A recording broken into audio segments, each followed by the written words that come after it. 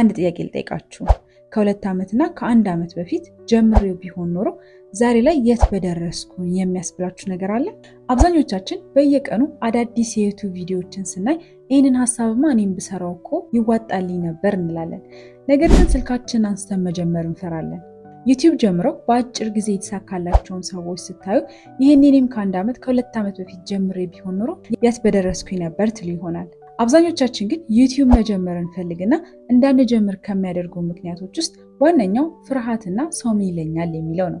እና ደግሞ ሌላኛው ትልቁ በሽታ ነገ ጀምራለሁ ማለት ነው። በዛሬው ቪዲዮ ላይ እንዴት ይህንን ፍርሃታችንንና ለነገ የማሳደር አባዜያችንን ትተን ዩቲዩብ መጀመር እንደምንችል እነግራችኋለሁኝ። ስለዚህ ይህንን ቪዲዮ እስከ መጨረሻው እዩት። በተለይ ደግሞ መጨረሻ ላይ የማነሳቸው 3 ወሳኝ ነጥቦች ዩቲዩብ መጀመራችን ለምን እንደሚጠቅመን በዝርዝር ስለሚዳስሱ እስከ መጨረሻው ድረስ አብራችሁን ቆዩ። ሰላም ውድ የሮዝ ኢንስፓየር ቤተሰቦች እንዴት ናችሁ? ለማታውቁኝ እኔ ሮዛ እባላለሁ። ይህ ደግሞ ሮዝ ኢንስፓየር ነው። ለቻናሌ አዲስ የሆናችሁ ካላችሁ ደግሞ ቻናሌን ሰብስክራይብ በማድረግ ቤተሰብ ሁኑ እላለሁኝ። አብዛኞቻችን ዩቲዩብ ለመጀመር እናስብና ነገር ግን ቆይ ዕቃ እስካሟላ፣ ስልክ እስክገዛ፣ ሪንግ ላይት እስኪኖረኝ፣ ማይክሮፎን እስኪኖረን እያልን ሳንጀምር እንቀራለን። ዓመታት ያልፉብናል። ይህ ምክንያታችን ዩቲዩብ እንዳንጀምር አሳስሮ ይይዘናል። ምክንያቱም እነዚህ የጠቀስኳቸው እቃዎች ካልተሟሉ በስተቀር ዩቲዩብ መጀመር የምንችል አይመስለንም። አንድ አባባል አለ፣ ባለው ያልጀመረ ቢኖረው አይሰራም። ስለዚህ መጀመሪያ ባላችሁ ነገር ነው መጀመር ያለባችሁ። ከዛ የሚቀራችሁን ነገር ቀስ በቀስ ታሟላላችሁ። አለበለዚያ ግን ነገሮችን ነገ ሰራቸዋለሁ፣ ቆይ ይሄ ነገር ሲሟላ ሰራለሁ የምትሉ ከሆነ መቼም አትጀምሩም። ያ ነገር እንኳን ቢኖራችሁ አትጀምሩትም። ሁሉም ነገር ተሟልቶ እንኳን ቢሰጣችሁ ለመጀመር ትቸገራላችሁ። የዓለማችን ትልቁ ዩቲዩበር ሚስተር ቢስት ነው። መቼም ሚስተር ቢስትን የማያውቀው ሰው የለም። የመጀመሪያውን ቪዲዮ ሲሰራ ገና 13 ዓመቱ ነበር። የመጀመሪያው ቪዲዮ ላይ ካሜራው በጣም ይቆራረጥ ነበር፣ ድምፁ በትክክል አይሰማም ነበር፣ የካሜራው ኳሊቲም እጅግ የወረደ ነበር። እሱ ራሱ አሁን እንዳለው እንዲህ በትክክል ማውራት አይችልም ነበር። ነገር ግን ያኔ ባለው ነገር ባይጀምርና ያንን መጥፎ ቪዲዮ ባይጭነው ኖሮ ዛሬ ለዚህ ደረጃ አይበቃም ነበር። የመጀመሪያ ቪዲዮዎቻችን መጥፎ መሆናቸው የማይቀር ነው። ምክንያቱም ገና ጀማሪዎች ነን፣ እየለመድን ነው። ስለዚህ ቪዲዮዎቻችን ድምፃቸው፣ ኳሊቲያቸው፣ የአቀራረጽ ስታይሉ እንዲሁም ኤዲቲንጉ መጥፎ መሆኑ የሚጠበቅ ነገር ነው። ነገር ግን ዋናው ነገር ቀስ በቀስ ከዛ ቪዲዮ እየተማርንና እያሳደግን መምጣታችን ነው። ማንኛውም ሰው ገና እንደጀመረ ጎበዝ ሊሆን አይችልም። ዩቲዩብን ልክ እንደ ጂም አስቡት።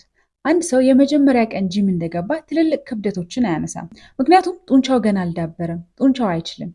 ነገር ግን ቀስ ቀስ እያለ በትናንሽ ክብደቶች ይጀምርና መጨረሻ ላይ ግን ያንን ትልቅ ክብደት ማንሳት ይችላል።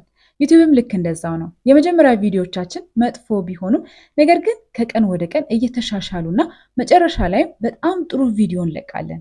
እኔን ራሱ እንደ ምሳሌ አድርጋችሁ ብትወስዱ የመጀመሪያ ቪዲዮዎቼ ልክ እንደ ዛሬው ቪዲዮ ጥርት ያሉ አይደሉም። አነጋገሬም ልክ እንደዚህ አልነበረም። መጀመሪያ ላይ ከለቀኩት ቪዲዮ የዛሬው ቪዲዮ የተሻለ ነው። ነገ ከነገ ወዲያ የሚለቀው ቪዲዮ ደግሞ ከዚህ የተሻለ ይሆናል። ስለዚህ ዩቲዩብ መጀመር እየፈለጋችሁ ወደኋላ አትበሉ። ባላችሁ ነገር ጀምሩ። ስልካችሁን አንሱና ቪዲዮዎችን መቅረጽ ተለማመዱ። ዩቲዩብ ቻናል መክፈታችሁ 3 ትልልቅ ጥቅሞች አሉት። አንደኛው ፐርሰናል ብራንዲንግን ትገነባላችሁ። ፐርሰናል ብራንዲንጋችሁን ከገነባችሁ በኋላ ደግሞ ሰዎች ከእናንተ ጋር መስራት ይፈልጋሉ። የተለያዩ ማስታወቂያዎችን ትሰራላችሁ። የራሳችሁንም ፕሮዳክት መሸጥ ትችላላችሁ። ሁለተኛው የገንዘብ ነፃነት አላችሁ። ይህ ማለት ደግሞ ኢትዮጵያ ውስጥ ሆናችሁ በዓለም አቀፍ ደረጃ በዶላር የሚከፍል ትልቅ የገቢ ምንጭ አላችሁ። ቪዲዮችሁ አንዴ ከተጫነ በኋላ ገንዘብ ነው የሚሰራው። እናንተ ተኝታችሁ አሊያም ደግሞ ሌላ ስራ እየሰራችሁ የዩቲዩብ ቪዲዮዎቹ ግን ገንዘብ ይሰራል። ሶስተኛ ራሳችሁን ታሳድጉበታላችሁ፣ እውቀታችሁን ታዳብራላችሁ። ልክ የዩቲዩብ ቪዲዮ ልትቀርጹ ስትሉ ስክሪፕት መጻፍ አለ። ያንን ስክሪፕት ወደ ህይወት ቀይሮ ለሰዎች ፕሬዘንት ማድረግ አለ። እነዚህ ነገሮች ጠቅላላ እናንተን እንድታነቡና የእውቀት አድማሳችሁን እንድታሰፉ እንዲሁም ደግሞ የንግግር ክህሎታችሁንና ከሰዎች ጋር ያላችሁን የመግባባት አቅም እንድታዳብሩ ያግዛችኋል። አብዛኞቻችን ዩቲዩብ ቪዲዮ ለመልቀቅ ዩቲዩብ ለመስራት እናስብና እነዚህ ነገሮች ግን ይይዙናል። ሰው ምን ይለኛል፣ ጓደኞቼ ቢስቁብኝስ፣ የሚያውቁኝ ሰዎች ቪዲዮ ላይ ሲያዩኝ ቢስቁብኝስ ብለን እንፈራለን።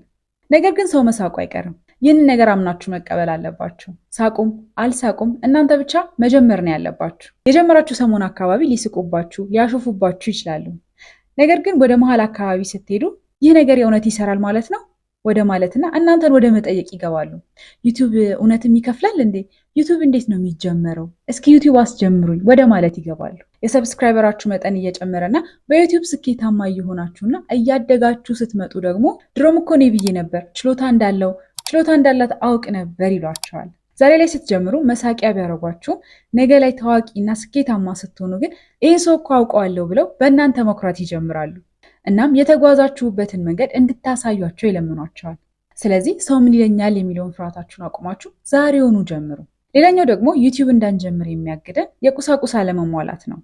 አብዛኞቻችን ግዴታ ቆንጆ ስልክ የሚያስፈልገን፣ ማይክራፎን እና ሪንግ ላይት የሚያስፈልገን ይመስለናል።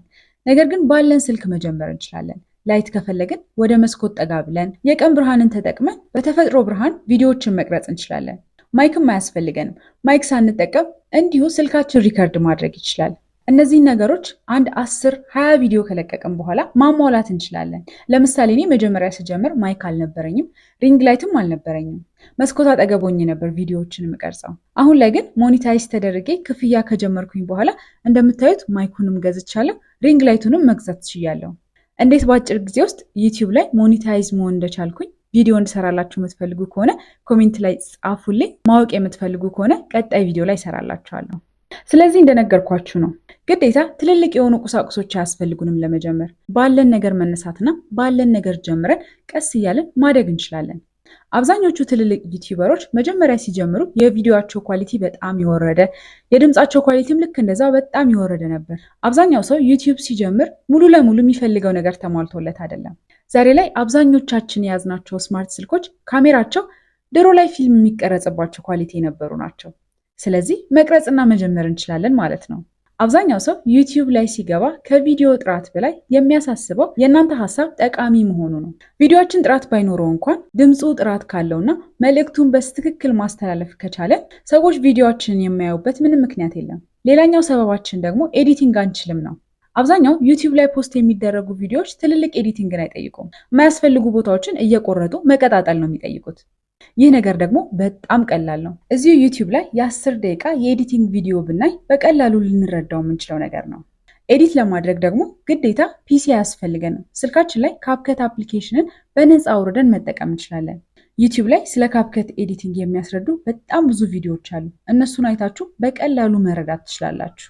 ዛሬ ባላችሁ ነገር መጀመር ካልቻላችሁ ነገ ላይ ሁሉም ቁሳቁስ ቢሟላም መጀመር አትችሉም።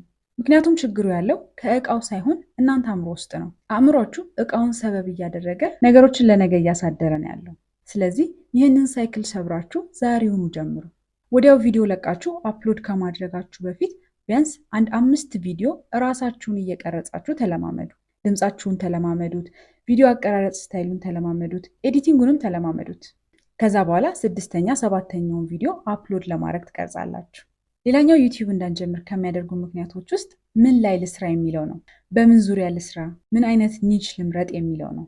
የዩቲዩብ ቪዲዮዎችን በምን ዙሪያ መስራት እንዳለብን ወይንም ደግሞ ምን አይነት ኒች መምረጥ እንዳለብን ለማወቅ እነዚህን ነገሮች ራሳችንን እንጠይቅ። መጀመሪያ ምን አውቃለሁ ወይንም ምን አይነት ስኪል አለኝ? ስለ ቴክኖሎጂ ነው የማውቀው? ስለ ስፖርት ነው? ዜና ማንበብ ነው? ሰዎችን መምከር ነው? ወዘተ የሚሉትን ለይተን እንወቅ። ሌላኛው ምን ወዳለው፣ ስለምን ብሰራ አይሰለቸኝም፣ በዚህ ርዕስ ዙሪያ 30 እና 40 ደቂቃ ካሜራ ፊት ሆኜ ብሰራ አይሰለቸኝም ወይ እወደዋለሁ ብላችሁ ምረጡ። የመጨረሻው ደግሞ ገበያው ምን ይፈልጋል ወይንም ደግሞ ዩቲዩብ ላይ ያሉ ሰዎች በብዛት ምን አይነት ቪዲዮዎችን ይመለከታሉ የሚለውን ሪሰርች አድርጉ። ይህንን ለማወቅ ከፈለጋችሁ ከራሳችሁ ጀምሩ። እናንተ በብዛት ዩቲዩብ ላይ ምን አይነት ቪዲዮዎችን ነው የምታዩት? ምን አይነት ቪዲዮዎችንስ ነው የምታሳልፉት? ከነዚህ 3 ነገሮች በመነሳት እና ከራሳችሁ በመነሳት ዩቲዩብ ላይ ምን አይነት ርዕስ መስራት እንዳለባችሁ መምረጥ ትችላላችሁ። 3-4 አይነት ርዕስ ደግሞ ሀሳባችሁ ላይ ካለ ግዴታ አንዱን ብቻ መርጣችሁ መጀመር የለባችሁም። 3-4ቱንም አይነት ቪዲዮዎች ትሰሩና ትለቋቸዋላችሁ። ከዛም ትሞክሩታላችሁ። የትኛውን የበለጠ ሰው ወደደው፣ የትኛውን ስሰራው እኔ ቻልኩበት የሚለውን ታዩና በዛኛው ትቀጥላላችሁ።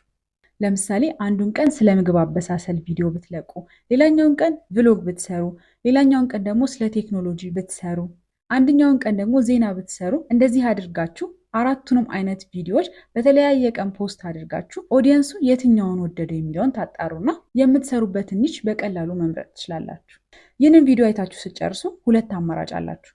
አንደኛው ከዚህ ቀጥሎ የሚመጣውን ቪዲዮ ማየትና እዚሁ ዩቲዩብ ላይ መቅረት፣ ሁለተኛው ደግሞ ወዲያው ይህን ቪዲዮ እንደጨረሳችሁ ቪዲዮን አጥፍታችሁ ስልካችሁን አብርታችሁ አሁኑኑ ቪዲዮ መቅረጽ መጀመር። ዛሬ ከዚህ ቪዲዮ በኋላ ስልካችሁን አንስታችሁ ቪዲዮ መቅረጽ ከጀመራችሁ ከ1 እና ከ2 ዓመታት በኋላ ይህንን ቀን ታስታውሱታላችሁ። ምክንያቱም እርግጠኛ ነኝ ትልቅ ስኬት ላይ እንደምትደርሱ። ዛሬ ሳትጀምሩ ከቀራችሁና ነገ ጀምራለሁ ብላችሁ ካሳደራችሁ ግን ሌላ እንደዚህ አይነት ተመሳሳይ ቪዲዮዎችን ባያችሁ ቁጥር ወይኔ የዛኔ በጀመርኩ ኖሮ ይሄን የትና የት ደርሼ ነበር እያላችሁ ትቆጫላችሁ። ዛሬውን ዩቲዩብ ቪዲዮ መስራት ጀምራችሁ ተከፋይ ሆኑ፣ ህይወታችሁን ቀይሩ። ያላችሁን አቅምና ችሎታ አውጥታችሁ ለዓለም አሳዩ። የዛሬው ቪዲዮ ይህን ይመስል ነበረ። እስከ መጨረሻው ድረስ አብራችሁኝ ስለነበራችሁ ከልብ አመሰግናለሁኝ። ለዩቲዩብ ቻናሌ አዲስ የሆናችሁ ካላችሁ ቻናሌን ሰብስክራይብ በማድረግ ቤተሰብ ሁኑ። ይህ ቪዲዮ ይጠቅማችኋል ብላችሁ የምታስቡት ጓደኞቻችሁ ካሉ ሼር አድርጉልኝ። እንዲሁም ቪዲዮ ከተመቻችሁ ላይክ አድርጉልኝ። ሀሳብ አስተያየታችሁን ኮሜንት ላይ አስቀምጡልኝ። በሌላ ቆንጆ ቪዲዮ እስከማገኛችሁ ድረስ ቻው።